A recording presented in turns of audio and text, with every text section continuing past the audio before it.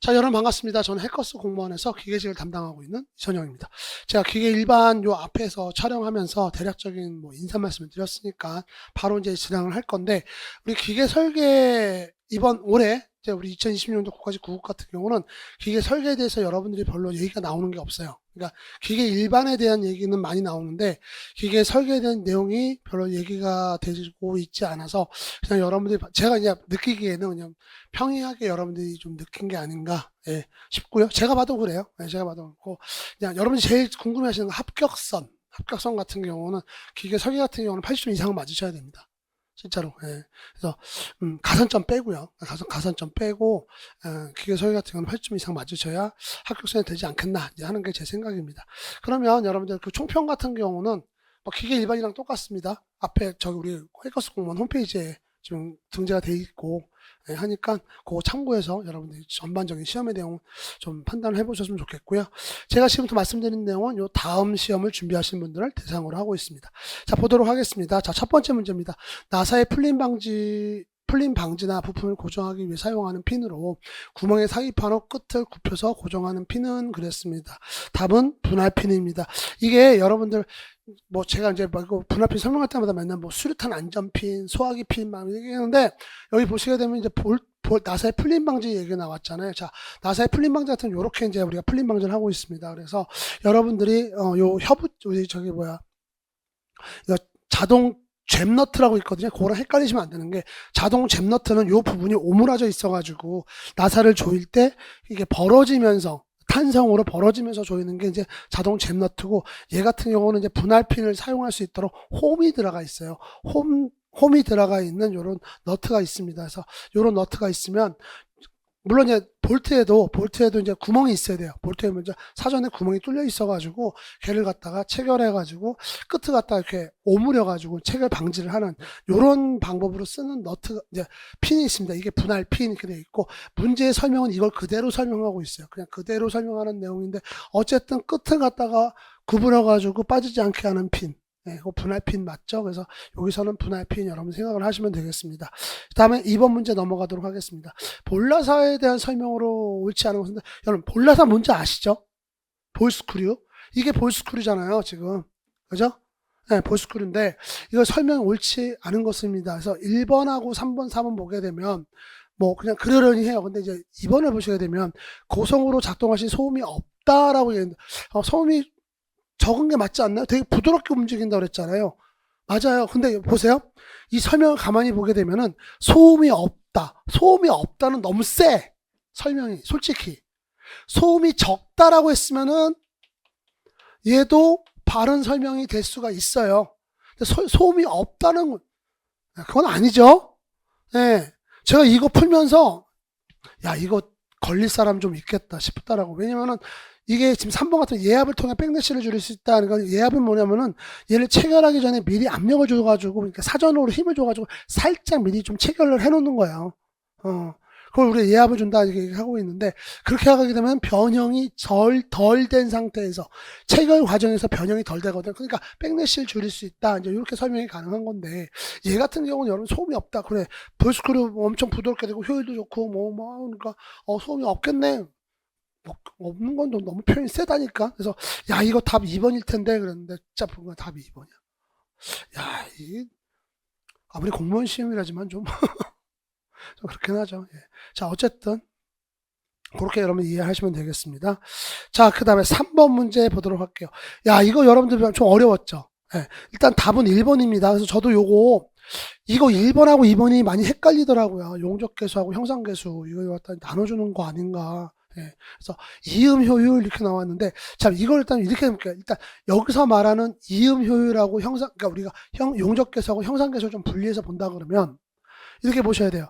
형상계수는 어떻게 붙였는가, 그러니까 용접 환경에 대한 얘기예요. 그러니까 여기 형상계수는 용접 환경 환경에 대한 얘기에서 환경이 좋으면 용접 개수가 올라가는 거고 떨어지면은 안 좋으면 용접 개수가 떨어지는 거고. 자 그럼 용접 개수가 있습니다. 얘는 미안합니다 여러분들 바뀌었어요. 용접 개수가 어떤 환경에서 작업이 이루어졌는가 뭐 내가 이거를 갖다 위에서 아래 보기로 했냐, 위 보기로 했느냐, 뭐 어떤 환경에서 했냐. 그게 이제 주로 이제 가는 게 용접 개수고, 형상 개수는 이 모재의 형상, 내가 붙이는 형상이 어떤 형상인가, 예, 어떻게 붙였는가에 대한 얘기예요. 그러니까 얘 같은 경우는 서로 이거 두 개를 곱으로 나타내는 게 맞습니다. 그래서 이음 효율 그러면 형상 개수 곱하기 용접 개수에서 요거는 제가 수업할 때도 요거는 뭐 따로 말씀 못 드렸던 내용이에요. 근데 이제 제가 못 드렸지만 여러분들 좀 헷갈릴 만한 거는 사실상 요 두 개 중에 하나거든요. 두 개 중에 하나인데, 그냥 뭐라 그러죠? 아주 좀 기본적으로 생각한다 그러면은, 그래. 용접 이음 효율이니까, 효율은 내가 어떻게 붙였는가와 어떤 환경에서 붙였는가, 이제 요걸 갖다 곱으로 나타내면 좋겠다. 요렇게 보시면 좋지 않았을까. 그러면 충분히 풀 수 있지 않았을까 하는 게 제 생각인데, 모르죠. 또 여러분 어떻게 생각할지. 자, 어쨌든 답은 1번입니다. 그래서 용접계수하고 형상계수는 여러분 좀 구별해가지고 좀 생각을 해보셨으면 좋겠어요. 예. 어떻게 붙였느냐. 그 다음에 어떤 환경에서 내가 이거 작업을 했느냐. 이제 그 두 개를 곱해서 나타낸다. 이렇게 보시면 되겠습니다. 자, 다음 내용을 좀 보도록 할게요. 미끄럼 베어링의 재료에 요구되는 조건 이렇게 나왔는데, 이건 답이 그냥 보여요. 솔직히 말씀드리면은. 눌러붙기 위한 낮은 내연성. 큰일 나죠. 나 미끄럼 베어링 문제 설명 안 해도 되죠? 볼 베어링하고, 그러니까 구름 베어링하고 미끄럼 베어링이 이런 차이가 있습니다. 따로 설명을 안 드려도 될 것 같아요. 네, 그래서 이거는 뭐 답이 그냥 보이는 이런 문제가 되겠습니다. 5번 문제 보죠. 예. 이번에 기계 설계선 도면이 안 나왔어요. 요거 하나만 나왔지. 요것만 나오고 나머지는 도면이 없습니다. 그래서 요 문제 보시게 되면 이렇게 나와요. 그림과 같이 리벳의 지름 리벳의 지름이 20mm입니다. 부재에 작용하는 하중이 100파이 kg F예요. 킬로그램 포스일 때 리벳의 단면에 발생하는 전달 능력은 그랬어요. 단 부재 사이의 마찰은 무시하고 중력 가속도는 9.8m/s의 제곱을 한다라고 되어 있습니다. 요거 보시게 되면 일단 여러분들이 함정이 하나 있습니다. 뭐가 있냐면은 요게 지금 100파이 한다면 뭐야? 단위가 킬로그램 F예요. 근데 여기 리벳 단면에 발생하는 전달 능력은 메가파스칼입니다. 그래서 여러분들 이건 메가파스칼 같은 경우는 이렇게 보시면 편하다 그랬죠. 뉴턴 퍼 뭐야? 미터 밀리미터의 제곱. 미터의 제곱이에요? 밀리미터의 제곱이에요? 밀리미터의 제곱으로 그랬잖아요. 밀리미터의 제곱 이게 단위가 메가파스칼이에요. 그죠? 이게 메가파스칼입니다. 그런데 우리가 파스칼, 일반적으로 파스칼 그러면은 뉴턴 퍼 미터의 제곱이 이게 파스칼이란 말이죠. 이게 파스칼이에요. 그러다 보니까 여러분들이 요 100파이를 적용하실 때 그냥 적용하시면 안 되고, 예, 얘를 갖다가 뉴턴으로 만들어 주셔야 돼요. 뉴턴 단위로. 그래서 일단은 100파이 킬로그램 F에다가 얼마 곱해줘? 9.8 곱해주게 되면은 980, 그러니까 980 파이 뉴턴 이렇게 나옵니다. 그러니까 하중에다가는 사실상 뭘 우리가 적용해 줘야 돼? 얘를 적용해 줘야 돼. 그래서 우리가 전달 능력 구할 때 P 값 있잖아요. P에다가는 얼마죠? 980. 이게 100이 아니라 980을 적용해 주셔야 돼요. 요게 좀 함정이었어요. 예. 그러니까 이게 사실상 여러분들이 지금 저랑 보시면 그냥 그렇지 하실 텐데, 저도 압니다. 여러분들 시험장 가시면 굉장히 바쁘다는 거. 시간 엄청 빨리 가잖아요. 그 조바심 속에서 보면 요거 놓치기 쉽다는 거지. 그래서 요거 조심해 주시면 되겠고, 나머지 요 단면적 나눠주면 되는데, 지금 단면적 같은 경우는 4분지 파이 d 제곱으로 갈 거예요. 그냥. 그리고 여기서 보시게 되면 20mm라고 줬고, 어차피 메가파스칼 때문에 길이 단위는 밀리미터로 갈 건데 변환해 줄 게 없어요. 근데 한 가지 주의하실 건 뭐냐면은, 여기서 보면은 파이를 뭐 3.14라든가 아니면 3으로 계산을 해요? 안 해요? 안 합니다. 왜 그러면 여기 이미 파이가 들어가 있기 때문에 얘는 그냥 파이 값으로 그냥 뽑아내시면 돼요. 파이 곱하기 20의 제곱 나누기 4거든요. 그럼 얘는 어차피 400이 되는 거고, 여기는 400파이가 되는 거고, 이걸 4로 나눠줬기 때문에 그냥 100파이 이렇게 이거 그대로 갖고 오셔야 됩니다. 현장에서. 그래서 이렇게 하면은 어차피 파이가 약분되면서 없어요. 그래서 문제 조건 보시게 되면 파이는 3으로 한다 이런 얘기가 없잖아요. 그죠? 예, 요렇게 푸시면 됩니다. 그래서 요거 한 가지만 좀 주의하시면 되고, 그 다음에 요게 아까 파이는 그냥 두라는 거 하는 거, 요거 이제 스킬, 여러분들 이제 푸는 기술에 해당되는 거니까 참고하셨으면 좋겠습니다. 자, 다음 문제 보도록 할게요. 6번입니다. 원통 마찰차에서 지름이 500mm인 원동차가 500이에요. 지름이. 자, 그 다음에 RPM이 얼마예요? 원동차 RPM이 3500입니다. 우리가 보통 원동차 같은 경우는 다 아래 첨자 D로, 1로 표시하죠. 그래서 D1이 500, 그 다음에 N1이 350이에요. 종동차의 회전 속도가 250rpm이라면 얘는 N2가 되겠네요. 종동차의 지름은 그랬는데 뒤에 조건은 한번 읽어보시고 여기 뭐 마찰차선 미끄럼 회전 속도는 손실은 없다 그러는데 오케이 땡큐. 자, 이거는 뭐예요? 그냥 우리가 지금 이 상태에서 보시면 원동차의 회전 속도 N1 줬고 종동차의 회전 속도 N2를 줬다 그러면은 우리는 뭐를 알고 있죠? 여기 나와 있진 않아요. 나와 있지 않지만 우리가 알 수 있는 게 있어요. 뭐예요? 속도비를 알 수 있죠. 그래서 저는 어떻게 이걸 풀었냐면은 일단은 원동차를 아래로 내렸어. 근데 이건 상관없습니다. 나는 선생님 N2분지 N1으로 했는데 그럼 틀리게 푸는 건가요? 이걸 이제 속도비 나도 틀린 게 아니에요. 대신에 여러분들이 있습니다. 이걸 가지고 그냥 우리가 속도비를 구하려고 하는 게 아니라 지금 속도비를 구하려고 하는 게 아니죠. 우리 지금 뭘 구하려고 하는 거야? 종동차의 지름이니까 D2를 구하려고 하는 거잖아요. D2를 구하려고 하는 거다 보니까 원동차의 지름과 종동차의 지름의 비로 나타내면 돼요. 이 관계식을. 그래서 나온 식이 바로 이건데 지금 밑에 있는 요 식인데 내가 만약에 N2분지 N1으로 했다 그러면 회전 속도하고 지름은 반비례하잖아요. 그러면 저같이 안 하시고 여러분들은 이렇게 하시면 돼요. D1분지 D2 이렇게 하시면 되는 거죠. 근데 저는 그 원동차의 RPM을 밑으로 내려왔기 때문에 지금 이렇게 원동차의 지름은 여기서는 위로 올라간 것 뿐이에요. 그것만 여러분들이 잘 체크하시면 돼요. 지금 근데 이런 거 있습니다. 아예 문제에서 찍어주는 경우가 있어요. 원동차를 종동차의 지름으로 종동차의 지름을 원동차의 지름으로 나눴을 때 속도비가 얼마다 딱 찍어주는 경우가 있습니다. 그럴 때 그걸 따라가셔야죠. 그건 따라가셔야 됩니다. 네, 그건 따라가셔야 돼요. 어쨌든 이렇게 만들어 놓고 나면은 실제로 우리는 뭐예요? D2 그냥 구한 거나 맞죠. 왜냐면 얘 알죠. 얘 알잖아요. 다 알잖아요. 500 곱하기 350. 얘가 뭐예요? 원동차의 원동차의 지름 그다음에 350 rpm 곱하기 종동차의 지름, 종동차의 rpm 다 나왔는데요. 뭐. 그래서 구하게 되면 D2는 얼마가 나온다? 700이 나온다. 이렇게 보시면 되겠습니다. 네, 그렇게 보시면 되겠습니다. 자, 그 다음에 7번 문제 보도록 할게요. 안찌름이 400mm고요. 바깥찌름이 40mm. sorry. 안찌름이 40mm. 바깥찌름이 80mm인 단판 클러치에. 단판이에요. 1000N의 축방형 힘을 가할 때 전달 가능한 최대 토크는 있습니다. 자, 보시겠어요. 자, 요게 판이 이렇게 있고요. 예, 이게 지금 단판 클러치잖아요. 이렇게 돼 있다고 합시다. 그러면 지금 얘는 고정이라고, 얘를 원동축이라고 할게요. 얘를 종동축이라고 했을 때 보통 그냥 종동축이 많이 움직이니까 원동축도 움직이는 경우가 있는데 보통은 이제 종동축이 움직인다고 많이 보고 있죠. 축배형 하중이 얼마라고 그랬어요? 1000N. 그렇죠? 그러면 요 사이에서 발생하는 회전력은 우리가 보통 어떻게 해요? 얘가 지금 얘를 갖다 우리가 힘 P라고 하면은 보통 우리가 회전력 같은 경우는 회전력 F는 마찰계수 곱하기 P 곱하기 마찰계수 곱하기 P죠. 예, 요거. 그럼 여기서 발생하는 토크는 곱하기 2분지 D 반지름으로 하는데 여기 지금 접촉 면적이 보게 되면 여기서부터 여기까지잖아요. 여기서 여기까지고. 어딜 잡아요?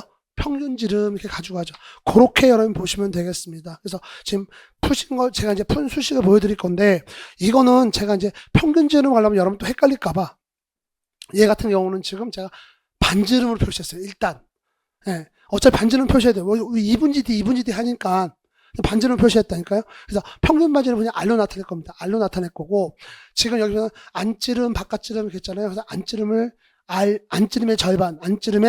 안지름의 절반을 갖다가 R1, 바깥지름의 절반을 갖다가 R2로 나타냈어요. 자, 그래서 여기 보셔야 되면 평균 반지름 R로 나타냈고 2분지 R2에서 R1 빼준 값. 예. 그러면 요 값이 뭐야? 결국 평균 반지름이 되는 거예요. 이게 이제 그 회전력 F에다가 F 곱하기 평균 반지름 R 들어가면 이게 회전 토크가 되는 요렇게 나오죠. 그래서 요 보시게 되면 회전 토크는 뮤 곱하기 P 한 다음에 R 이렇게 나왔잖아요. 그래서 여기서 우리가 지금 모르는 건 평균 반지름은 그거 하나밖에 없어요. P 값을 이미 줬거든. P 값을 줬어요. P 값 줬고 마찰계수 줬어요. 0.3. 그러면 결국 우리가 구해야 될 식이 T 이퀄 뮤 곱하기 P 곱하기 R인데 요 두 개 값을 잡았다면 요것만 구하면 되는 거죠. 그래서 여기서 일단 평균 반지름을 구한 겁니다. 뭔지 아시겠죠? 그래서 이렇게 구하게 되면은 얼마가 나온다? 9Nm 이렇게 딱 떨어집니다. 이렇게 보시면 돼요. 자, 그 다음에 8번 문제 볼게요. 요거 여러분 좀 어려웠죠? 이거 좀 어려웠을 거예요. 이게 왜냐면 폼 미세스 응력 같은 경우는 뭐 그냥 이렇게 우리가 수식으로 표현됩니다. 그래가지고 뭐 주응력 이렇게 한 게 아니라 항복 강도로 이렇게 표현을 하고 하는데 여기 보시면 이제 최대 주응력으로 나타낸 식이에요. 근데 이거 같은 경우는 사실상 여러분 시간만 있어도 풉니다. 근데 시간이 아마 없었을 거야. 예, 그거는 근데 저도 이 문제는 처음 봐가지고, 예, 그냥 설명을 좀 드릴게요.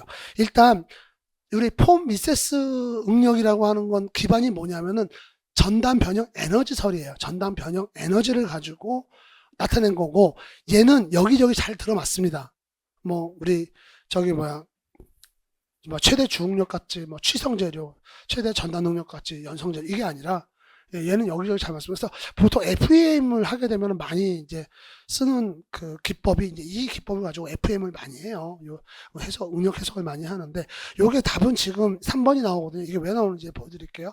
일단, 폼 미세스 응력의 기본식이 바로 요 식입니다. 여러분들 보고 계시는 바로 요 식이 기본식이에요. 그래서 얘 같은 경우는 왜 2분의 1이 붙었냐? 이 전당 변형 에너지설이잖아요. 우리가 변형 에너지 같은 경우는 U 이꼴은 2분의 1 곱하기 힘 곱하기 변형량 이렇게 나온단 말이죠. 근데 요 힘을 갖다 단면적으로 나눠주고 얘를 갖다가 변형 최초 길이로 나눠준 값을 들어가게 되면은 사실상 변형률 이걸 갖다 이제 2분의 1 곱하기 응력 곱하기 변형률 이렇게 나타낸 거거든요. 이게 가능합니다. 우리 폼 미세스 응력에서는 그렇게 가능한데 변형률은 다 똑같다고 봐요. 그러니까 얘는 사실상 등방성 제도라고 봅니다.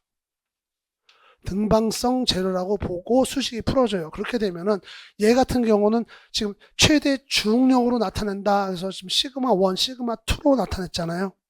그죠? 근데 시그마 1, 시그마 2로 나타냈는데 여기서 지금 제가 말씀드리는 거는 시그마 1, 시그마 2는 최대 주응력, 최소 주응력이 아니고 XYZ예요. 그래서 X축 방향, Y축 방향. 그 다음에 Y축 방향, Z축 방향, Z축 방향, X축 방향. 이제 이렇게 보시면 돼요. 요거는 좀 기호를 제가 이렇게 썼습니다.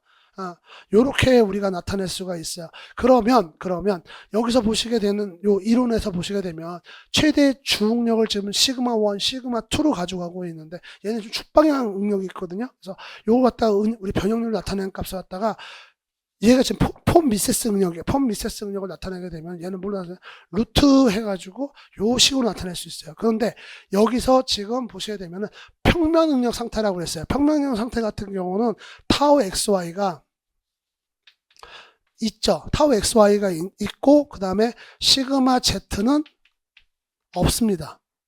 시그마 Z가 없잖아요. 평면 응력에서는. 얘는 있고 그죠? 그러면 얘는 어떻게 해요? 없어지죠. 지금 시그마 3 없어져요. 이 식에서 그냥 없어집니다. 기본식에서 없어져요. 자, 그 다음에 선생님 그러면 타우 XY는요? 자, 타우 XY는 평면 전단 능력이잖아요. 근데 주응력의 개념이 뭐냐면은 얘는 주평면에서 작용을 해요. 주평면은 어떤 평면? 전단력이 제로인 평면이에요. 그러니까 얘도 없어져요. 그래서 얘는 심플하게 나오는 거예요. 그래서 이 기본식에서 결론적으로 이 기본식을 정리하게 되면은 이게 어떻게 정리되느냐? 1, 2, 1, 2로 정리가 됩니다. 그래서 얘는 그대로 풀어질 거고, 그래서 시그마 1 마이너스 시그마 2는 그대로 제곱으로 풀어질 거고, 여기 보시면 시그마 2하고 시그마 1은 그대로 남아있죠. 이게 그냥 각각 제곱해서 떨어지는 거고요. 여기서 떨어지게 되면 결국 여기서 시그마 1하고 시그마 2는 뭐야? 최대 주응력, 최소 주응력이 되는 거예요. 이게 이제 최대 주응력, 최소 주응력이 되는 겁니다. 그러니까 여기서 1, 2는, 그러니까 이렇게 보시면 돼요. 여기서 1, 2, 3는 XYZ축이라고 보시고, 여기서부터는 뭘로 보셔야 되는 거예요? 1을 갖다가 최대 주응력, 2를 갖다가 최소 주응력 보십니다. 그래서 여기서는 최대 주응력, 최소 주응력, 그러니까 주응력 나타냈다. 그 표현이 그래서 나오는 겁니다. 그래서 그 표현이 나오는 겁니다. 그래서 이 식을 갖다가 내부적으로 전개하게 되면 어떻게 돼요? 지금 얘는 어차피 시그마 1의 제곱 마이너스 2 시그마 1 시그마 2 곱해준 거랑 똑같죠. 이걸 또 가지고 얘 시그마 2는 뭐야? 시그마 2의 제곱 나오면서 플러스로 바뀌죠. 플러스로 바뀌어요. 자, 그 다음에 어떻게 됩니까? 여기 나와 있는 둘을 그대로 내려오죠. 내려오게 되면 결론적으로 어떤 상황이 벌어지게 되면은 여기는 마이너스 2 시그마 1 시그마 2가 그냥 살아있어요. 얘는 안 건드릴 겁니다. 자, 그 다음에 앞에 있는 시그마 1의 제곱하고 뒤에 있는 시그마 1의 제곱 더해주면 되겠죠. 그러면 이 시그마 1의 제곱이 나오는 거고 맨 뒤에 있는 시그마 2의 제곱하고 바로 뒤에 있는 시그마 2의 제곱을 더해주면은 이 시그마 또 2가 나와요. 그래서 요렇게 식이 만들어진다고요, 이게. 폼미세스 응력이. 자, 그렇게 되면 결론적으로 뭐야? 앞에 2분의 1이 있으니까 요 앞에 있는 2가 앞으로 나오게 되면 어때요? 요 안에는 요거 없어지고 뭐야? 오로지 시그마 1, 시그마 2로 나타낼 수가 있죠. 그 식이 바로 요 앞에 있는 요 식입니다. 그래서 루트 2분의 2 같은 경우는, 그러니까 여기 지금 2분의 1승이라고 하면 뭐예요? 여기다 루트 씌워준 거랑 똑같잖아요. 그죠? 그러니까 여러분들 제가 부탁드리고 싶은데, 제가 물론 이제 이 강의를 앞으로 공부하실 분들을 위해서 합니다라고 말씀드렸는데, 지금 기계 쪽에서 전공을 안 하셨거나 오래되신 분들은 제가 요거 지금 우리 무료 강의 있잖아요. 기계 수학, 기계 물리. 그거 꼭 듣고 오세요. 안 그러면 요런 거 이해가 안 갑니다, 여러분들. 요거 이해가 안 가요. 여러분들. 저게 왜 2분의 1이 루트지 막 이러고 있어요, 여러분들. 그러시면 안 됩니다. 그래서 그거 여러분들이 좀 확인해가지고 시험, 그러니까 본격적으로 공부하시기 전에 예습하셔가지고 들어오셔야 돼요. 요게 이제 8번 문제에 대한 해설이었고요. 자, 그 다음에 이제 9번 문제 보도록 하겠습니다. 평면 응력 상태에 있는 물체의 한 점에서 측정된 응력값이 각각 시그마 x가 900메가파스칼, 시그마 y가 30메가파스칼, 타우 xy 평면 전환 응력이 40메가파스칼이에요. 최대 주응력 이론에 의한 안정계수는 그랬습니다. 여러분, 안정계수를 구하라고 했는데 사실상 이거는 뭐냐면은 안전율을 구하라는 거예요. 근데 내가 지금 여기서 구하라는 게 안전율인데, 안전율 같은 경우는 왜 기준 강도를 허용력으로 나눠준 값이잖아요. 그죠? 일단 허용력을 내가 구하는 건 구할 수 있어. 왜 그러냐면 시그마 x, 시그마 y, 시그마 타우 x, y가 있으니까 내가 구할 수 있어. 구할 수 있을 거야. 예, 구할 수 있다고 칩시다. 구할 수 있을 거야. 근데 기준 능력 뭘로? 여기 보시면 극한 강도로 쓰라고 했죠. 330이 들어가 있습니다. 330 메가파스칼을 줬어요. 그럼 요 그대로 쓸 겁니다. 그래서 풀이를 보시게 되면은 최대 주응력과 최소 주응력을 제가 따로따로 구했거든요. 예, 왜냐면 최대 주응력 이론이라고 했는데 뭘 쓰라고는 얘기를 안 했어요. 근데 여러분 눈치껏 봤을 때 우리가 안정계수를 구한다. 그러면 둘 중 하나잖아요. 여기 허용력을 갖다가 최대 주응력 아니면 최소 주응력 넣을 거예요. 여기다가 최대 주응력설에 의한 거니까. 그럼 여기 지금 극한 강도 값은 330이 들어가 있어요. 그죠? 그럼 여러분 가만히 보세요. 이 값이 커야 얘가 커집니까? 이 값이 작아져야 얘가 커집니까? 이 값이 작아지면 얘가 커지죠. 그럼 여러분들 생각을 해보세요. 얘를 크게 설계해야 돼요? 작게 설계해야 돼요? 작게 설계를 해야, 작게 설계를 해야 여러분들이 더 안전을 확보하려고 노력할 거 아니에요? 예, 내가 계산을 해봤더니, 시그마 2로 넣어가지고 해봤더니 이 값이 크게 나왔어. 시그마 1보다. 그러면은, 얘 안전한가 보다. 그냥 써도 되나 보다. 이럴 거 아니야. 그죠? 근데, 얘를 넣었더니 값이 뚝 떨어졌어. 야, 이거 더 확보해야 되겠네. 이렇게 되면 안전을 위해서는 얘를 구할 때 시그마 1을 넣는 게 맞다는 거예요. 그래서 이 문제에 보시게 되면은 지금 여기다가 최대 주응력을 넣어라. 최소 주응력을 넣어라. 그 말이 없어요. 그럼 여러분 선택해서 넣어야 되는데 어떤 걸 넣을 거냐? 큰 값을 넣어야 된다는 거죠. 근데 당연히 또 자연히 보기가 또 잘 나와 있어가지고. 예, 그렇습니다. 그래서 자연이 잘 찾긴 찾겠지만 그렇습니다. 그래서 최대 주응력만 보시면 돼요. 사실상 저는 이제 최소 주응력까지 가고 하는 거 아는데 어차피 최소 주응력은 최대 주응력에서 플러스 되는 걸 마이너스로 하면 되는 거니까. 그래서 요 식에 의해서 여기 있는 거 다 넣을 거예요. 그럼 최대 주응력이 얼마가 나오냐? 110 메가파스칼 나옵니다. 요 식 그대로 풀게 되면 110 메가파스칼이 나오고요. 얘를 갖다가 어디다 넣어서 여기 밑에다가 넣었어요. 330 밑에다 넣어가지고 계산했더니 안전율은 3이 나오더라. 그러니까 여기서는 안전계수라고 설명했는데 3이 나온다 이렇게 보시면 되겠습니다. 자, 그럼 10번 문제 보도록 할게요. 동일한 재료를 바깥 좀 지우고 갈게요. 동일한 재료를 사용한 동일 길이의 중실축과 중공축이 있습니다. 중실축의 지름은 D, 중공축의 안지름 D1, 바깥지름 D2로 해라. 예. 이때 중량비가 0.8이고 D2분지 D1이 0.6이면 D2분지 D의 제곱은 얼마냐? 예, 요거를 지금 묻고 있는데, 일단 여러분 중량비란 개념, 그러니까 여기서 이 문제에서 제일 중요한 힌트는 동일한 재료라는 거예요. 동일한 길이, 요거 중요한 내용이고, 중량비, 얘가 이제 중요한 거거든요. 왜 그러면 여러분 중량이라고 하는 건, 여러분 각 재료에 비중량이 있습니다. 비중량이라는 게 있는데, 비중량의 단위가 뭐냐면은, 뉴턴 퍼 밀리미터의 3승 또는 킬로그램 F에 밀리미터에 3승 이렇게 표현을 하시면 돼요. 그러니까 단위 체적당 무게라고 보시면 돼요. 이게 비중량입니다. 그럼 결론적으로 우리가 어떤 물체의 중량을 얘기한다 그러면은 중량을 얘기한다면 어떻게 우리가 구할 수 있냐면은 비중량을 감마로 표시하게 되면 여기다 그 물체의 단면적 곱하기 길이 L 하게 되면은 얘가 그냥 뉴턴이나 킬로그램 F로 떨어지죠. 왜 그러면 얘는 단위가 밀리미터의 제곱이고 얘는 단위가 밀리미터다 보니까 두 개를 곱하게 되면은 얘는 밀리미터의 3승이 나와요. 그죠? 그러니까 여기 얘는 단위가 지금 킬로그램 F 퍼 밀리미터의 3승이니까 얘랑 약분되면서 요거 하나만 떨어지게 됩니다. 그래서 이렇게 식을 표현할 수 있는데 중요한 게 있습니다. 이 조건에 보시게 되면은 동일한 재료와 동일한 길이라고 얘기를 했어요. 그러니까 결론적으로 만약에 우리 중실축과 중공축에 무게를 표시한다 그러면은 이 재료의 비중량 감마 곱하기 A 해서 얘는 우리 중실축이라고 할게요. 그래서 얘를 샤프트로 하겠습니다. AS 곱하기 길이 L 그 다음에 감마 곱하기 A 파이프 중공축은 제가 파이프라고 설명할게요. 파이프 곱하기 L 이제 이렇게 표시를 할 수 있는데 요거 두 개 같다고 그랬죠. 비중량은 재료가 같으면 같습니다. 요거 없습니다. 결론적으로 이 중량비는 뭐로 표현할 수 있다? 단면적의 비로 표현할 수 있다. 그 얘기입니다. 그래서 여기 보시면 중공축의 무게하고 중실축이 지금 밑으로 갔어요. 그러니까 거꾸로 표현했네. AS가 밑으로 와야 되겠죠? 지우고 다시 설명할게요. 다시 이어서 설명할게요. 자, 그러면 요 중량비는 어떻게 우리가 표현할 수 있냐면은 AS분지 A 중실축이 밑으로 갔으니까 중공축이 위로 오겠죠. P 이렇게 들어가요.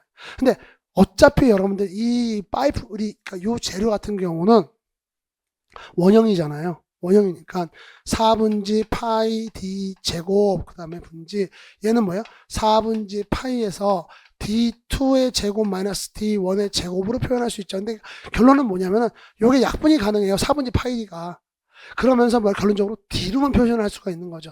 그래서 중실축의 단면적은 4분지 파이 D 제곱, 중공축의 단면적은 4분지 파이 D2의 제곱에서 D1의 제곱. 그러니까 중량비가 0.8이라는 얘기는 결론적으로 이 B가 뭐다? 결론적으로 얘가 0.8이라는 거예요.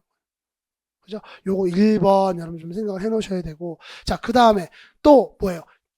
0.6 D2분지 D1 단면비, 지름비. 단면비라고 지름비라고 해야 되나? 예, 그걸 갖다가 일단은 그거 좋습니다. 그래서 그게 0.6이고 그러면 이 관계식이 어떻게 되냐? D1하고 D2의 관계식이 만들어져요. D1은 0.6D로 나타날 수 있습니다. 이렇게 나타날 수가 있어요. 그러면 우리가 지금 구하려고 하는 건 뭐예요? D2분지 D의 제곱이에요. 제곱입니다. 그러면은 결론적으로 여기서 이 식에서 우리는 뭐를 구할 수 있어요? 밑에가 지금 D고 지금 위에는 지금 D2-D1이고 이렇게 나왔잖아요. 그러면은 얘는 어차피 우리가 지금 D1하고 D2 이렇게 나와 있는데 뭐 하나로 맞춰주면 돼요. 여기 뭐가 없어요. D1이 없잖아요. D1을 D2로 나타내면 돼요. 그냥. 예. 그럼 여기서 요 식에서 그러니까 결론은 이 식이죠. 이 식에서 D1을 D2로 나타내는 거예요. 가능하죠. 이걸로 나타나게 되면. 그죠? 그래서 D1을 갖다 0.6D를 갖다가 넣어가지고 해석을 한 겁니다. 그래서 요게 지금 0.8이라고 했으니까 여기다 0.6D2를 넣게 되면 결론적으로 0.8은 뭐가 됩니까? D2의 D 제곱분지 0.64의 D2의 제곱 이렇게 나와요. 이게 이제 최종식입니다. 이게 최종식이에요. 그래서 그러면은 0.8은 0.64의 D분지 D2의 제곱으로 나타내고 있구나 이제 나오는데 문제가 있습니다. 얘는 지금 D2가 분자에 있어요, 분모에 있어요? 분모에 있잖아요. 분모에 있잖아요. 얘도 바꿔줘야 되겠죠. 바꿔서 표시하게 되면 얼마가 나온다? 0.8로 떨어지게 됩니다. 이렇게 보시면 되겠습니다. 그래서 요거는 두 개의 어쨌든 제일 중요한 관계식, 예, 요거, 그리고 중량비 0.8하고 0.6, 그 다음에 두 개의 재료는 서로 같고 길이가 같다. 이게 굉장히 중요한 힌트가 되겠어요. 10번 문제 같은 경우는. 자, 그 다음에 이제 11번 문제 보도록 하겠습니다. 이제 우리 11번 문제 보도록 할게요. 회전 속도 1000rpm으로 50kW의 동력을 전달하고 있는 축에 작용하는 토크였는데, 이제 이거는 답이 다 나왔어요. 왜 그러냐면은 우리가 지금 토크를 구한다 그러면 토크는 뭐예요, 여러분? 어차피 동력을 갖다가 가속도로 나눠준 값이에요. 이 얘기는 뭐냐면은 어차피 동력은 토크에다가 뭐야, 가속도를 곱해준 거랑 똑같습니다. 이거 도저히 나는 이해가 안 갑니다 하시는 분들 잘 들어보세요. 동력은 일을 시간으로 나눠준 값이에요. 그죠? 근데 일은 또 뭐예요? 힘 곱하기 거리죠.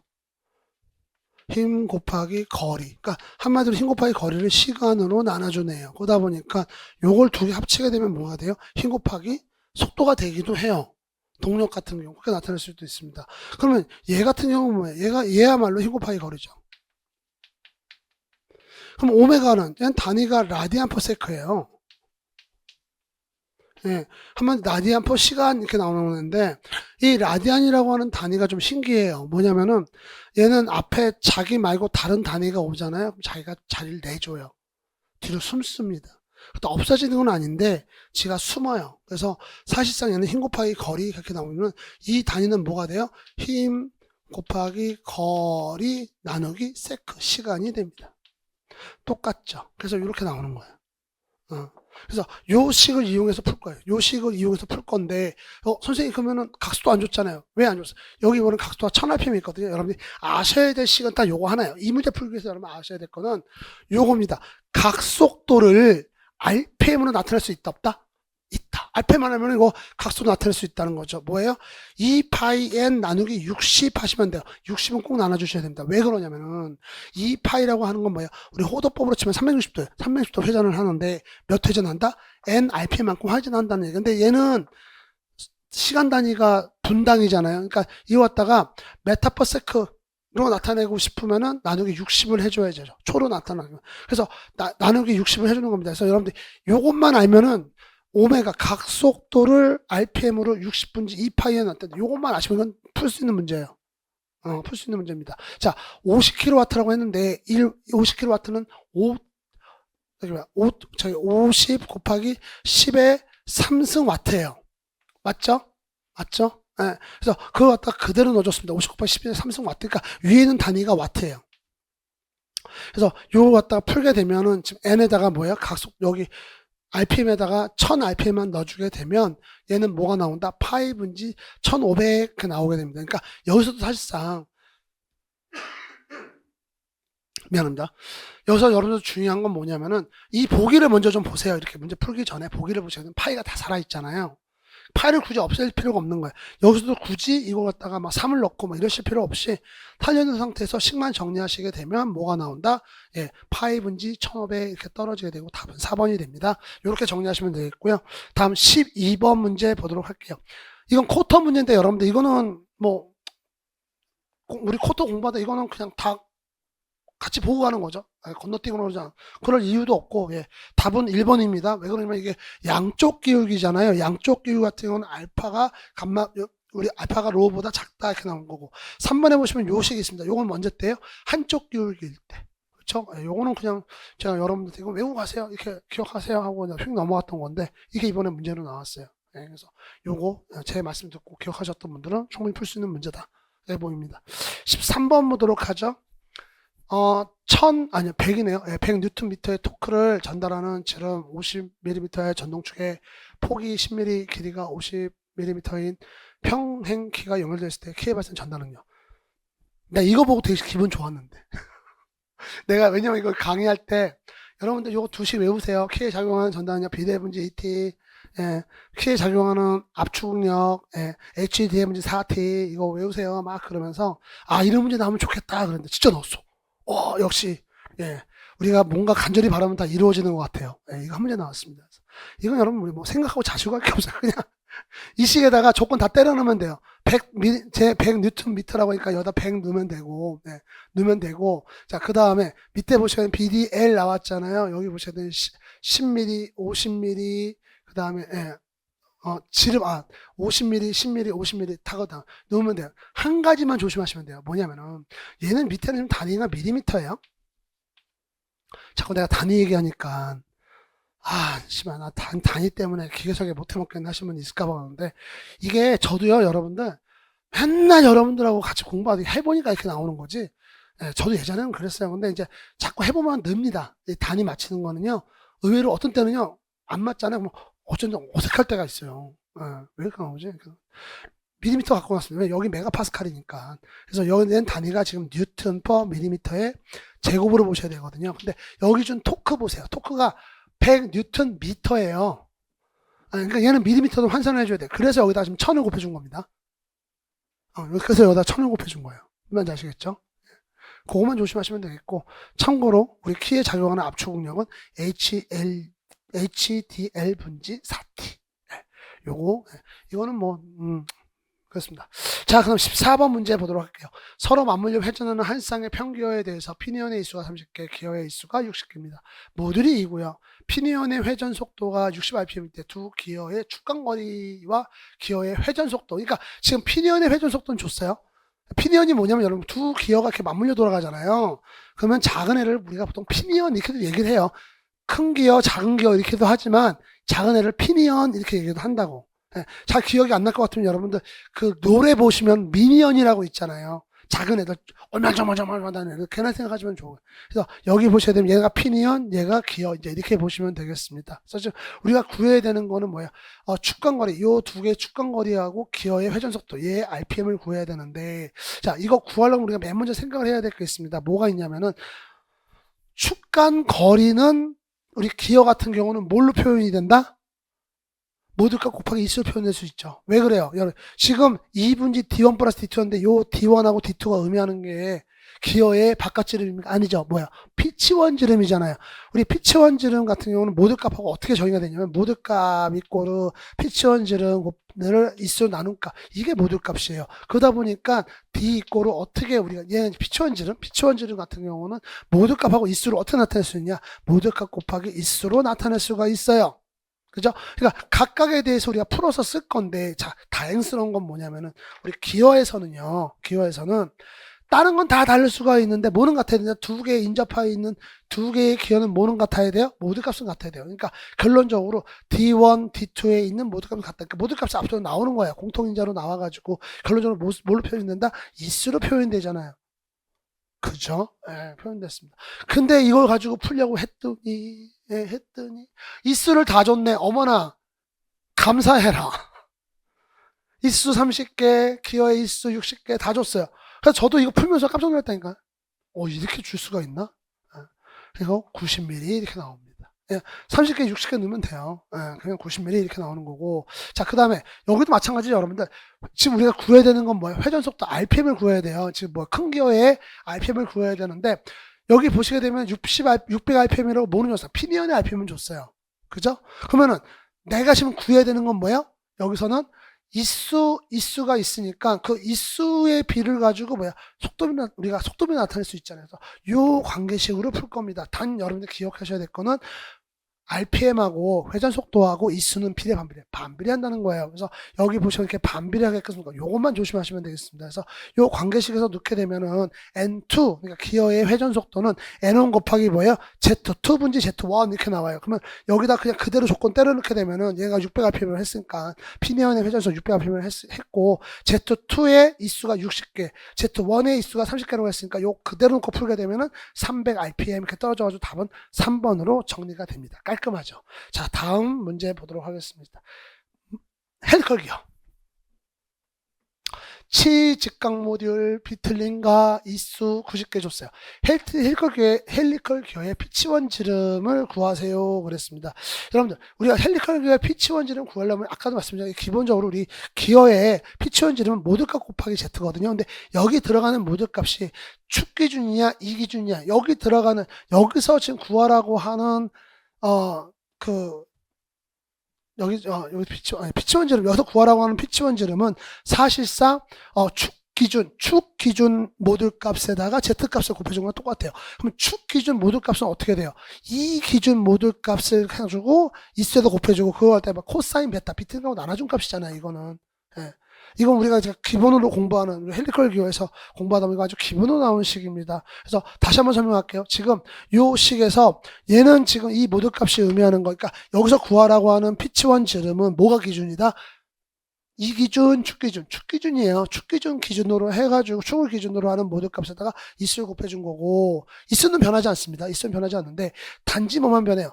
이 축 기준 모듈값은 이 기준으로 하는 모듈값을 갖다가 코사인 베타로 나눠줬다. 그래서 여기 보시게 되면 치직각 모듈 있잖아요. 얘네가 뭐예요? 이 기준 모듈. 이게 이 기준 모듈 값이라는 얘기예요. 그래서 이 기준 모듈 값에다가 Z 곱해준 거를 풀어내셔야 됩니다. 근데 여러분 좀 요거 하나만 좀 얘기하고, 이번 시험이 다 정말 깔끔했는데 요거 하나만 잡았어요. 코사인 30도. 그래서 여러분 제가 이 문제 보시게 되면 코사인 30도 값을 줬어요? 안 줬어요? 안 줬어요. 근데 제가 기계 설계 강의하면서 누누이 몇 번인가 얘기를 했습니다. 우리 특수각에 대한 거 뭐 0도부터 0도, 30도, 45도, 60도, 90도는 좀 외우고 가자. 말씀드렸죠. 사인, 코사인, 탄젠트를 외우고 가자 그랬잖아요. 이거 여러분들 이거 아셔도요. 여기까지 아셔도요. 나 코사인 30도가 얼마인지 몰라면 이거 못 풉니다. 풀 수가 없는 문제예요. 그러니까 기본적으로 여러분들이 물론 이제 공무원 준비하시니까 외울 거 많은 거 알겠는데, 이 문제에서는 여러분이 코사인 30도가 2분의 루트 3인 걸 모르면 이 문제는 풀 수가 없는 문제입니다. 꼭 기억하고 가셔야 돼요. 제가 이제는 기억하고 가셔야 되는 거 아닌가요? 뭐 이랬는데, 네, 이제 그렇게 설명하면 안 되거든요. 꼭 기억하세요. 이렇게. 꼭 기억하세요. 2분의 루트 3입니다. 코사인 30도 2분의 루트 3이라고요. 자, 그 다음에 모듈값은 얼마예요? 여기 모듈값이 4라고 그랬잖아요. 모듈값 4 넣고, 그 다음에 이수 얼마예요? 90개니까 4 곱하기 9에서 360 만들어 놓고, 코사인 30도 2분의 루트 3 만들어 놓을 겁니다. 그래서 이렇게 만들어내면 얼마예요? 루트 3분의 72 이렇게 나오잖아요. 근데 여기 보시면 루트 3분의 72가 없잖아요. 왜 이렇게 나왔어요? 루트 3분의 72를 갖다가 양변에다 위아래, 양변이 아니라 위아래 분자 분모에다가 루트 3을 곱해준 거야. 루트 3. 얘는 상관없잖아요. 그럼 밑에는 뭐가 돼요? 얘는 그냥 3이 되죠. 3분의 720 곱하기 뭐가 돼요? 루트 3 이렇게 나와요. 이게 더 자연스럽죠. 보기 보시게 되면. 그죠? 네. 요걸 어떤 네, 좀 있어 보이는 말로 분모의 유리화 이렇게 하는데, 자, 그래서 3 나눠주게 되면 얼마? 240 루트 3 이렇게 나오죠. 답은 4번으로 정리되겠습니다. 이렇게 정리하시면 되겠어요. 15번 문제는. 자, 칠판 좀 지우고 다음 문제 넘어가도록 하겠습니다. 자, 16번 문제 보도록 하죠.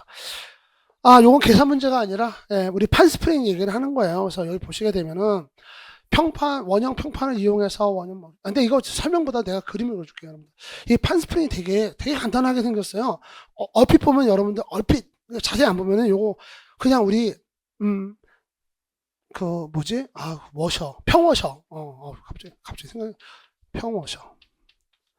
평워셔처럼 생겼어요. 그래서 동그래가지고 이제 요렇게 생겼거든요. 근데 얘를 갖다 옆에서 보면 좀 티가 납니다. 어떻게 생겼냐면은, 요렇게 생겼어요. 얘가 구멍이 이렇게 뚫려 있고, 요렇게 생긴 거죠. 평워셔니까 요렇게 생겼다고 해야지. 요런 식으로 생겼어요. 얘 스프링워셔가 어떤 특징이 있냐면은, 얘는 내가 뭔가를 갖다가 지지하거나 탄성이 요구되는 데다가 이렇게 축 같은 거 하나, 아니면 밑에다 뭐 하나 떼우든가 박아놔요. 축 같은 거를. 그 다음에 여기다가 이런 식으로 내가 조합해서 쓸 수가 있어요. 네, 이런 식으로. 이런 식으로 몇 개를 조합을 해서 내가 쓸 수가 있습니다. 올려가지고. 그래서 너무 탄성이 세다 그러면 좀 빼고, 좀 약한데 그러면 하나 더 넣고, 이런 식으로 쓸 수가 있어요. 이게 이제 우리가 이제 이거 갖다가 우리가 이제 접시 스프링 이렇게 얘기를 하고 있거든요. 네, 그래서 여기 보시면 원형 평판을 사용한다. 이게 판스프링, 평워셔하고 비슷하다고 그랬잖아요. 평판을 사용해서, 중앙에 구멍이 있고 원추형 모양으로 만든다. 이제 그런 얘기가 그래서 나오는 겁니다. 이게 약간 옆에서 봤을 땐 이런 식으로 되어 있기 때문에 이런 원추형 모양이다 이렇게 설명을 하고 있고요. 병렬 또는 직렬로 조합해서 강성을 쉽게 조정할 수 있다. 이게 가장 특징이에요. 이 접시 스프링 같은 경우는 이런 특징이 있습니다. 자, 그 다음에 프레스의 완충장치 공작기에 대해서 이거는 나도 솔직히 모르겠어. 프레스 완충장치에 이거 많이 들어있는지 모르겠는데, 좀 그렇게 많이 사용하더라고요. 1번, 2번, 첫 번째, 두 번째 조건을 보시게 되면 이거는 접시 스프링에 대한 내용이고요. 원추형 모양이다 그러니까 원추형 코일 스프링 아닌가요? 코일 스프링 아닌가요? 아닙니다. 왜 그러냐면 여러분들 여기 보시게 되면 원형 평판을 사용한다 그랬잖아요. 그러니까 얘는 아예 원추형 모양이다 이게 안 돼요. 자, 그 다음에 이제 17번 문제 보도록 하죠. 벨트 조정 장치에서 구동 풀리의 지름이 300mm, 종동 풀리의 지름이 600mm입니다.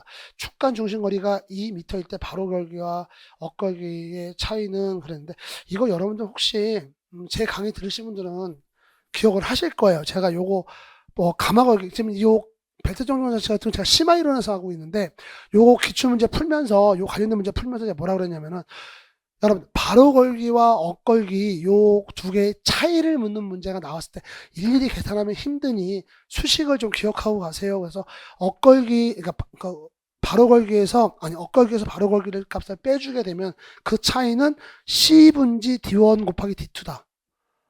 이것까지 얘기를 했습니다. 그래서 그거 기억하셨던 분들은 앞에 요 과정이 조금 생략돼 가지고 갔을 거예요. 근데 요거 모르시는 분들은 이제 두 개씩을 같이 기억하셔야 되겠죠. 바로 걸기, 벨트 길이 구하는 공식인데 바로 걸기와 엇걸기 공식을 따로따로 기억하신 다음에 이걸 빼주셔야 돼요. 예. 근데 왜 선생님, 근데 이걸 왜 엇걸기에서 바로 걸기 빼주나요? 바로 걸기에서 엇걸기 빼주면 안 되나? 상관없어요. 근데 문제는 뭐냐면은, 만약에 바로 걸기에서 엇걸기를 빼주게 되면은 요 값이 마이너스 값이 나올 겁니다. 근데 마이너스가 큰 의미는 없어요. 어차피 우리는 뭐야? 델타 값을 구하는 거죠. 여기 바로 걸기 벨트 길이와 엇걸기 벨트 길이의 차이는 그랬잖아요. 그러니까 여러분 보시면 바로 걸기에서 엇걸기 빼주는 건데, 그런데 차이값, 그래서 차이값을 구하는 건데 거기서 저 델타 L을 구하는 거거든요. 그러니까 사실상 마이너스가 나온다는 건 큰 의미가 없어요. 근데 여러분들 또 이거 보시게 되면 또 헷갈릴까봐 일부러 L2에서 L1, 그래서 L1이 의미하는 게 바로 걸기 때의 벨트 길이, 그 다음에 엇걸기 때의 벨트 길이를 L2로 해가지고 여기를 L2에서 L1을 빼준 걸 했는데, 선생님 저는 L1에서 L2 뺐는데 틀리나요? 전혀 그렇지 않다니까요. 마이너스 값이 나올 뿐이지 그 마이너스 값은 또 의미가 없어요. 그래서 결론적으로 L2에서 L1을 빼주게 되면은 얼마가 나오느냐? C분지 D1 곱하기 D2예요. 이거 한번 해보셔도 돼요. 어차피 얘네 앞에 있는 다 없어집니다. 남는 건 이제 위아래 남는 건데, 얘 같은 경우는 빼기의 제곱이잖아요. 그러면은 여기서 빼게 되면은 뭐 D2, 여기 위 같은 D2 마이너스 2D2 곱하기 D1 나올 것이고, 마이너스 하고, 여기는 뭐예요? 2 플러스 2D2 D1 이렇게 나올 거란 말이죠. 그래서 여기다가 위에다가 마이너스를 붙여주게 되면 이게 플러스가 되면서 4D2분지 D1이 나오고 밑에가 4C잖아요. 그러니까 이게 없어지면서 C분지 D2 곱하기 D1 이렇게 나오는 그 과정이거든요. 그걸 생략할 수 있다는 거죠, 여러분들. 이거 외우고 있으면. 이거는 여러분들 지금 요렇게 요 다음 시험 준비하시는 분들도 요거는 되게 응용이 많이 되는 식입니다. 그냥 요거는 좀 외우고 가세요. 얘는 외우고 가셔야 돼요. 아니면은 또 계산을 따로 해주셔야 되고 그렇습니다. 그래서 이렇게 깔끔하게 정리가 되고요. 18번 보도록 하겠습니다. 길이가 길고 두께가 얇은 원통형 압력용기 안에 내압이 작용할 때 길이 방향의 인장력과 원주 방향의 인장력의 비는 그렇게 해놨는데, 요거 여러분들 약간 뭐라 그럴까, 그냥 우리가 맨날 풀었던 거야. 맨날 풀고 맨날 봤던 건데, 단지 바뀐 게 뭐냐면은 원주 방향 응력을 시그마 B로 했고, 우리 보통 얘를 갖다가 이제 시그마 1 뭐 이렇게 하기도 하고 얘를 우선으로 보는데 여기서는 B로 했어요. 그래서 요게 좀 달라졌고, 길이 방향의 인장력을 갖다가 시그마 L을 놨다. 그럼 여러분 볼게요.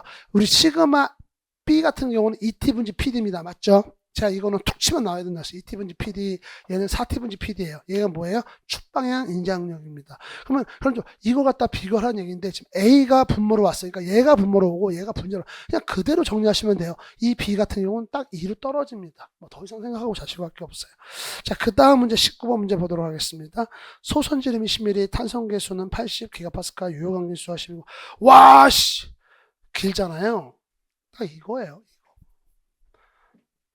이거는 뭐 제가 강의 시간에도 유도를 하고 해서 따로 말씀은 안 드릴 거고, 64분지 GD의 사승 64 곱하기 GD의 사승분지 64 MPR인데, 얘는 스프링의 반지름을 나타낸 거고, 내가 스프링의 지름으로 나타냈다 그러면 8NPD, 밑에는 똑같아요. GD의 사승 GD의 사승, GD의 사성, GD의 사성 나오는 거고, 위에만 8MPD, 그러니까 반지름이 지름으로 바뀌는 겁니다. 그래서 지금 우리가 이용할 식은 얘가 아니라 뭐예요? 얘를 이용할 거예요. 왜 그러냐면은 여기 보시게 되면 소선의 지름 쭉 평균 지름이 50이라고 했으니까 지름을 쓸 거고, 만약에 내가 얘가 쓰겠다 그러면 여기는 50이 아니라 뭐야? 25 쓰시면 되는 거죠. 그래서 계산하시게 되면 얼마나요? 37.5가 나옵니다. 나머지 요건이 다 들어가 있어요. 여기 지금. 소선지름 10mm에서 소선지름 10mm 뒤에다가 때려 넣을 거고 10의 4성으로. 그 다음에 탄성계수가 80, 요거만 조심하세요. 하나 조심할 거 있다. 이게 지금 기가파스칼이잖아요. 기가파스칼이면은 몇 파스칼이냐면은 80 곱하기 10의 9승 파스칼이에요. 이게 원래는. 근데 여기 보시면 제가 10에 3승을 했거든요. 왜 3승을 했느냐? 여기 보시게 되면은 단위가 다 밀리미터야. 그죠? 기장이야. 그래서 저는 여기다가 지금 축방향 하중 지금 킬로 뉴턴이라고 했잖아요. 네, 축방향. 그래서 킬로 뉴턴, 뉴턴에다가 뉴턴 분지 밀리미터. 즉 저는 지금 하중 단위를 뭘로 봤냐? 아니, 압력 단위를 응력 단위라고 할게요. 응력 단위를 메가파스칼로 본 거예요. 메가파스칼은 10의 6승입니다. 그래서 여기 보시게 되면은 이 전체 식이 구성하는 거는 지금 단위가 무슨 단위? 메가파스칼 단위예요. 그렇기 때문에 여기는 얘만 기가파스칼이기 때문에 여기다 10에 3승을 해준 것 뿐입니다. 무슨 말인지 아시겠죠? 이거 좀 오해하지 마세요. 네. 안 그러면 여러분들 제가 이걸 다 미터로 환산하게 되면 여기 똑같아요. 미터로 환산되면 여기다가 제가 10에 3승을 하면 안 돼요. 10에 9승을 해야지. 네. 그게 좀 달라집니다. 네. 그래서 이렇게 푼 거예요. 네, 이렇게 풀었습니다. 자, 다음 문제로 넘어가도록 하죠. 네, 마지막 문제입니다. 20번 문제인데, 안찌름이 서로 다른 두 관 A와 B로 각각 같은 유량의 유량이 같은 거예요, 지금. 네, 배관에서 A, B가 있는데, 안찌름이 인관 A에서보다 유체의 평균 속도를 4배를 하기 위한 관 B의 안찌름은, 네, 두 관 모두 안찌름에 비해서 길이가 길고 직선이며 내벽의 마찰 손실은 무시한다 그랬는데 우리가 지금 구해야 되는 건 뭐야? B의 안찌름이네요. 배관 B의 안찌름. 요걸 구해야 되는데 요거 같은 경우는 유체에서 유량 구하는 내용 있잖아요. 그래서 여기 보시면 유량은 어차피 단면적에다가 속도, 유속을 곱해준 거랑 똑같아요. 그러다 보니까 제가 여기서는 그 A라고 하는 관하고 B라는 관의 단면적의 B로 이렇게 나타낼 거예요. 얘를 갖다가 왜 그러냐면은 어차피 요 유량은 뭐의 B로 나타낼 수 있어요? 관의 단면적의 B로 나타낼 수가 있습니다. 그래서 요렇게 제가 수식을 만들었어요. 그래서 여기 보시게 되면 이 수식의 의미는 뭐냐면 관 A의 단면적 분지 관 B의 단면적의 B는 뭐랑 똑같다? 지금 요 식으로 보면 요게 4분의 1이다 그랬어요. 이게 왜 4분의 1이에요? 평균 속도를 빠르게 한다고 했잖아요. 빠르게. 그래서 이렇게 설명하면 되겠네요. 여러분들 이렇게 설명하면 좀 이해가. 지금 평균 속도를 4배를 빠르게 한다고 했으니까 결론적으로 단면적은 뭘로 나타낼 수 있어요? 유량 분지 유속으로 나타낼 수 있는데 얘는 지금 같다 그랬잖아요. 그죠? 얘는 같다 그랬으니까 지금 얘를 갖다가 A 단면적 A 그다음 얘를 갖다가 A 관에서의 유속 그다음에 B 관의 단면적 이꼬르 Q 분지 VB라고 했을 때 요 A 분지 B 그러니까 요걸 갖다가 지금 A 분지 A B로 나타난다 그러면 요 그대로 가져오면 되잖아요. VA 분지 Q 분지 여기를 VB 분지 Q B분지 Q로 나타나면 어차피 얘네들은 같으니까 이거 없어지고 어때요? VB분지 VA로 나타날 수 있는데 자 A에서부터 평균선 4배 빨라요. 뭐가? 얘가 더 빠르다는 얘기잖아요. 그러면 여기서는 얘는 이렇게 표시할 수 있죠. 4분지 VA 이렇게 나타날 수 있잖아요. 요거 없어지면서 4분의 1로 표현되는 그겁니다. 그래서 결론적으로 요 식은 지금 요 과정을 통해서 나왔고 결론적으로 요 식을 이렇게 표현할 수 있는 거죠. A분지 AB는 4분의 1이다. 이렇게 표현하는 거예요. 그 식에서 이게 나온 것 뿐이에요. 네, 그 식에서 나온 것 뿐입니다. 그래서 이거 갖다가 AB를 갖다가 단면적, B 배관의 단면적이에요. A 배관의 단면적이고 B 배관의 단면적을 A 배관의 단면적으로 나타낸 게 바로 요 식입니다. 뭔지 아시겠죠? 그래서 요걸 갖다가 이제 단면적의 비로 나타내면 이제 여기다가 이제 단면적을 갖다가 하니까 이제 배관 내부 지름을 곱해줘야죠. 4분지 파이 D 제곱인데 4분지 파이 D B의 제곱이 되어야 되겠죠. 왜? 얘는 단면적 B 배관의 단면적이니까. 얘는 아까 4분의 1로 한다고 했으니까 이런 거고 위에가 뭐야? 4분지 파이 D의 제곱인데 여기는 A 배관에 대한 단면적이고 그래서 요거 계산하게 되면 여러분 뭐가 나오냐면은 결론적으로 DB의 제곱 분지 4D DA의 제곱 이렇게 떨어져요. 그러니까 이걸 갖다 제곱을 벗겨내게 되면 당연히 요 식으로 떨어지는 겁니다. 그래서 DB는 뭐야? 결론적으로 2분지 DA가 나오는데 여기서는 DA 대신에 뭘 그냥 D로 썼잖아요. 그래서 DA랑 이거랑 똑같은 식인데 여기 A만 벗겨가지고 그냥 D로 나타내는 거랑 똑같아요. 이렇게 푸시면 되겠습니다. 자, 이렇게 해서 우리 국가제 기계 설계까지 국가제 이번에 구급시험 기계 설계 과목까지 다 풀어봤는데요. 여러분들 앞으로 공부하실 때 오늘 제가 말씀드렸던 내용들 좀 잘 기억을 해주시고 여러분들도 실수하지 않도록 중간중간에 체크하시면서 공부하시면 다음에는 더 좋은 성적을 얻지 않을까 싶습니다. 또 새로 공부하시는 분들도 마찬가지고요. 새로 공부하시는 분들도 뭐 여기 있는 내용 지금 잘 모르겠다 그래가지고 어려운 것 같아 이러지 마시고 지금 이거는 해설강의잖아요. 시험 문제 해설강의라 처음부터 이론을 쭉 끌고 오진 못해요.